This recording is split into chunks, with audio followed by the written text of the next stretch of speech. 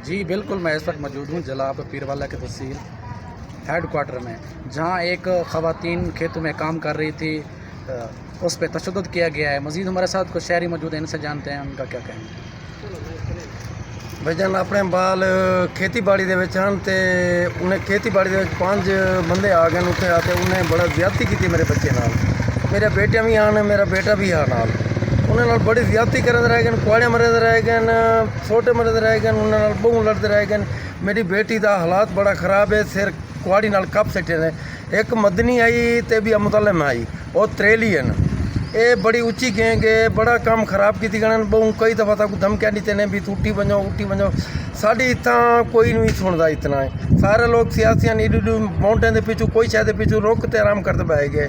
साड़ी कोई नहीं सुनता। भाई जान थोड़ी मेहरबानी थी पवे तो साड़ी इमदाद च करो। कुछ पुलिस को तुम आख दे तो उन्हें पुलिस है जी साड़ी इमदाद करे थी, फुल करे थी।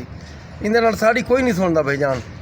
जी बिल्कुल, शहरियों का यही कहना है कि पुलिस सख्त से सख्त नोटिस ले, अपनी कार्रवाई का आगाज़ करे। जी।